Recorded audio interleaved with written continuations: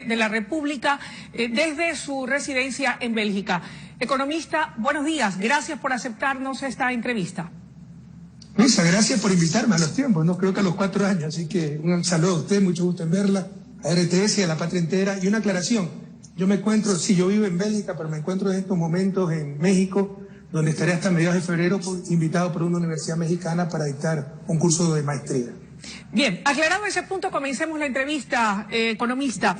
Quisiera iniciarla preguntándole por qué dice usted que es una violación a sus derechos la prohibición de que su imagen y su voz aparezcan en la publicidad del binomio Arauz-Rabascal.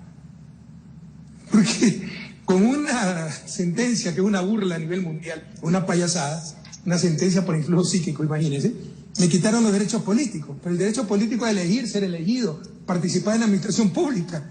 Sigo siendo ser humano, sigo existiendo. Tengo derecho a la imagen, a la libertad de expresión. Y todo eso me lo están quitando, y le están quitando a aquellos que están utilizando mi imagen, porque a ellos también se les está perjudicando. Porque lo único que prohíbe el Código de la Democracia es utilizar la imagen de niños y adolescentes. Entonces, obviamente, una barbaridad. Pero no solo eso. El día de ayer, en Imbabura, anteayer, prohibieron una publicidad con mi voz. Para empezar, ¿cómo saben que es mi voz? O sea, la próxima vez un locutor habla parecido a mí y también le suspenden su publicidad. Es una barbaridad lo que están haciendo. Estamos enfrentando una verdadera dictadura. Economista, no obstante hay muchas opiniones al respecto, más la mayoría apuntan a indicar precisamente la pérdida de sus derechos políticos, señalan las autoridades del Consejo Nacional Electoral, debido a la sentencia ejecutoriada, es lo que le impediría el poder tener una participación activa dentro de la campaña del binomio de Centro Democrático. Eso es lo que le estoy manifestando. Los derechos políticos, primero esa sentencia es una cantinflada y verá cómo pronto se derrumbará. Pero los derechos políticos es el derecho a elegir, ser elegido, participar en la administración pública. Pero que están atentando es contra mis derechos civiles, mis derechos humanos, el derecho a existir, el derecho a la imagen, el derecho a la libertad de expresión. Pero no solo a mis derechos, aquellos que están utilizando mi imagen. Por último, sanciónenme a mí. ¿Pero por qué sancionan a los que utilizan mi imagen? ¿Qué temor tienen? Si la gente les creyera que soy corrupto, deshonesto, prófugo y todas las tonterías que todos los días repiten, mejor pues que aparezca en la publicidad. Vamos a perder, porque el pueblo ecuatoriano es ladrón. Saben que nadie les cree y se mueren de terror y no les importa aplastarles, insisto, los derechos humanos, los derechos civiles míos y los derechos políticos de aquellos que utilizan mi imagen con absoluto apego a la ley.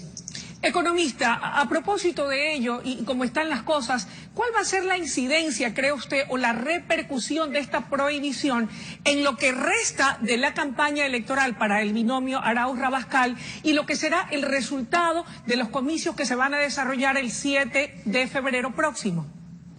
Yo estoy lejos de mi patria, pero algo de feeling tengo.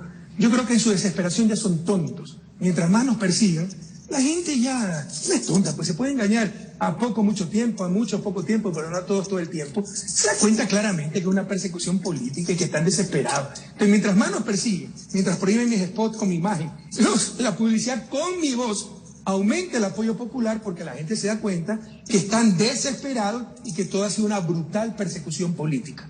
Economista, ¿cómo están las cosas? ¿Confía usted en la transparencia de los comicios que se van a llevar a cabo próximamente en el Ecuador, partiendo de la premisa de las dificultades que debió sortear el binomio de Centro Democrático para hacer efectiva su inscripción? Usted lo ha dicho, Luisa, ¿cómo podemos confiar en este Consejo Nacional Electoral que eliminó a lista 5, la lista con que participamos en el 2019 y ganamos las elecciones, que ha hecho lo imposible para impedir la participación del binomio de lista 1, Andrés Arauz, Carlos Rabascal, y si hemos podido participar, no es porque quisieron, es porque no pudieron eliminarnos. Aquí hubo intervención de las más altas esferas a nivel internacional que nos quieren, pero con un Consejo Nacional Electoral así, ¿qué confianza vamos a tener en la organización de los comicios, en el resultado de las elecciones? Van a tratar de robarnos el triunfo electoral. ¿Quiere decir entonces que el riesgo está latente de que pierdan el proceso electoral? Nosotros vamos a ganar, todas las encuestas lo dicen. Si había alguna duda, el debate de ayer aclaró cualquier cosa. De lejos, pues, Andrés Arauz es el mejor. Pero obviamente ya lo intentaron, ¿eh?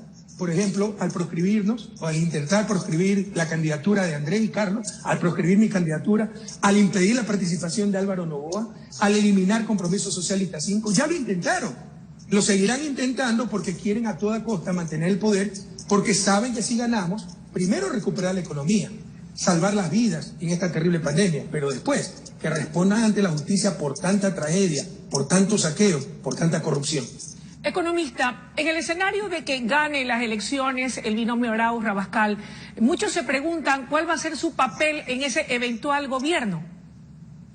El que quiera darme Andrés, muy generosamente ha dicho que yo seré su asesor, se puede ser asesor a distancia, porque mi plan de vida es continuar en Bélgica, donde está mi familia, donde estoy escribiendo libros, donde me quiero y estoy dedicado a la academia. Ese es mi proyecto de vida, pero obviamente siempre estaré dispuesto a servir a mi patria, y si puedo apoyar a un hombre joven como Andrés, que estoy seguro será un presidente histórico, pues obviamente me tiene a sus órdenes.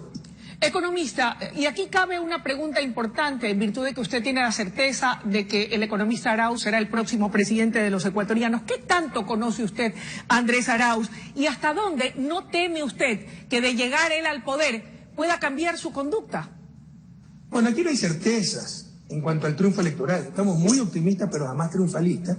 Sí, confiamos en Dios, en el pueblo ecuatoriano, pero obviamente trabajamos como si no tuviéramos un solo voto. Yo confío absolutamente en Andrés. Si Andrés fuera un traidor, ya no hubiera traicionado, pues también ha sido perseguido estos 4 años. Una de las pocas cosas positivas de esta brutal persecución, de la tragedia que ha vivido el país, la destrucción, pero la persecución a los llamados correístas, es que hemos visto quién es quién. Los que se vendieron por un plato de lentejas, los cobardes que se sometieron, y aquellos que, pese a todo, siguieron fieles a sus convicciones, y en este último grupo está Andrés Arauz. Él también ha sido perseguido y pese a eso no traicionó sus principios. Economista, pero una cosa es con guitarra y otra cosa es con violín. Una cosa es estar de candidato y otra ya en el poder. A lo mejor todo puede suceder, digo yo. Sí, todo puede suceder, pero con Andrés Arauz tenemos la confianza de un joven que creció con la Revolución Ciudadana, un joven sano. Yo creo que Moreno en su beneficio está loco.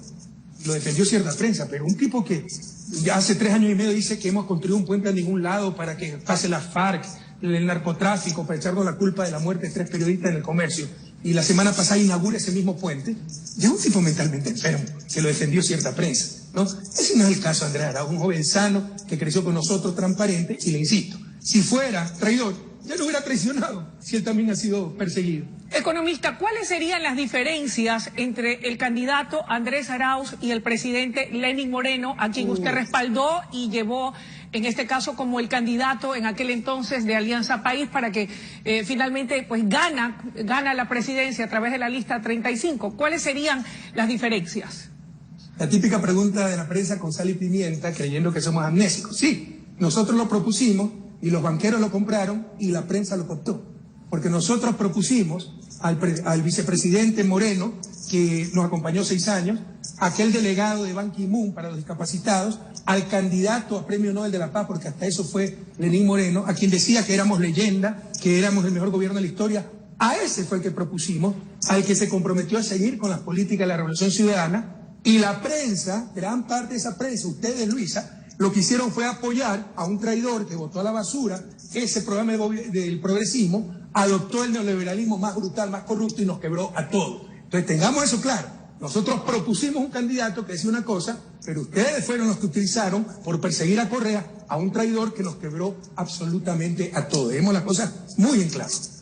Economista, tal vez solamente puntualizar algo. Si nosotros lo que hacemos como medio de comunicación, y un medio de comunicación que usted lo reconoce serio, simplemente cumplimos con nuestro deber de informar los hechos, y eso es lo que hacemos, y es por ello que le damos la apertura para que usted también pueda expresar sus ideas.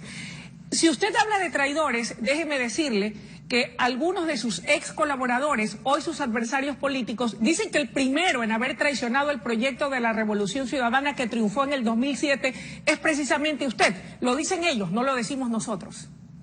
Deme el nombre, porque usted no le doy un nombre, sí, el doctor Gustavo Larrea, que fue ministro de su equipo y de su pero gabinete por Dios, de gobierno. por eso le estoy pidiendo nombre. ¿Cómo le va a dar credibilidad a un tipo que lo votamos el primer año de gobierno por mentiroso, que intentó regresar al gabinete por todos los medios, y en 2011, cuando llamamos a la consulta popular, aprovechó para decir que se apartaba del proyecto político, cuando pues, todos los medios intentaban ser miembro del gabinete? ¿Sabes cómo le llamamos a Gustavo Larrea del gabinete? Capitán Mentira. Es un mentiroso compulsivo. Por favor, seamos serios. Usted no puede, pues, nombrar como fuente a gente tan desprestigiada que ha vivido la política toda su vida, nadie sabe de dónde vienen sus ingresos, como Gustavo Larrea. Seamos un poquito serios. ¿Y cómo así entonces fue parte de su gobierno? Ocupó 2 ministerios. Porque nos engañó, pues al primer año ya lo votamos por mentiroso y por inútil. Economista, ¿cuál va a ser el país que heredará el próximo presidente de los ecuatorianos? Si usted tuviera que, a breves rasgos, en honor al tiempo, hacer un breve diagnóstico del país, ¿qué país va a recibir el futuro gobernante? Mira, debemos ser claros en esto. De mí siempre esperen optimismo, siempre esperen soluciones. Yo soy un optimista en servicio y espero que esto sí sea contagioso. Pero no esperen mentiras. Siempre los pies bien puestos sobre la tierra. El próximo gobierno no va a recibir un país, va a recibir ruinas. Tenemos la peor crisis de la historia. En el 99, aquellos que se acuerdan de esa terrible crisis, la migración, incautación de depósitos, quiebra bancaria, decrecimos 5.4%. Ahora vamos a decrecer el doble, del 9 al 11%.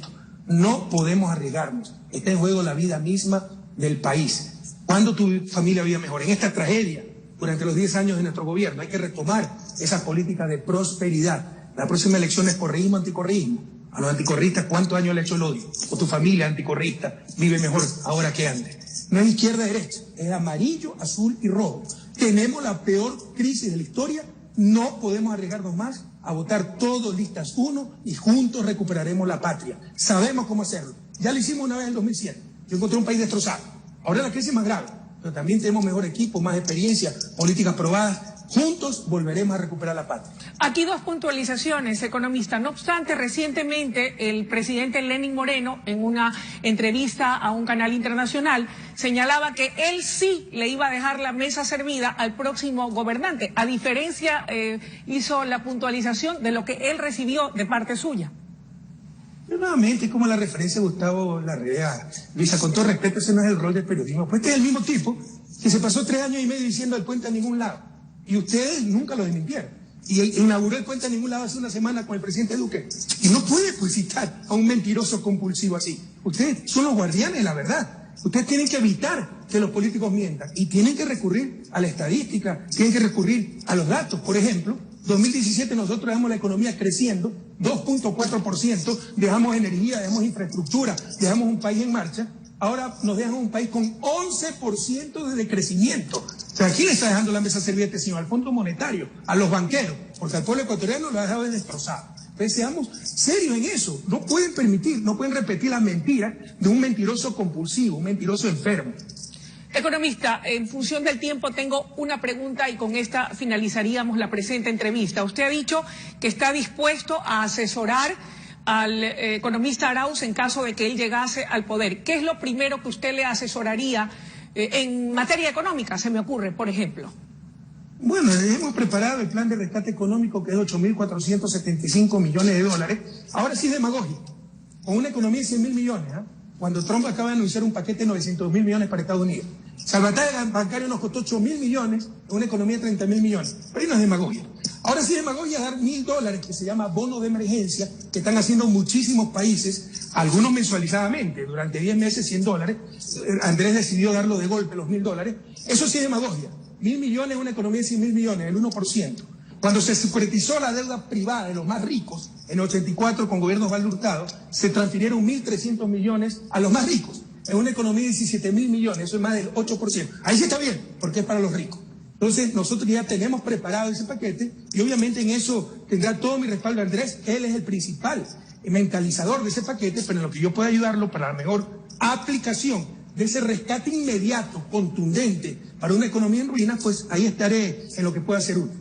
Economista, gracias por su comparecencia esta mañana vía Zoom desde México, como nos ha aclarado, y seguramente habrá oportunidad de conversar a futuro. Que tenga un buen día. Encantado, qué gusto verla, Luis, y un abrazo a la patria entera.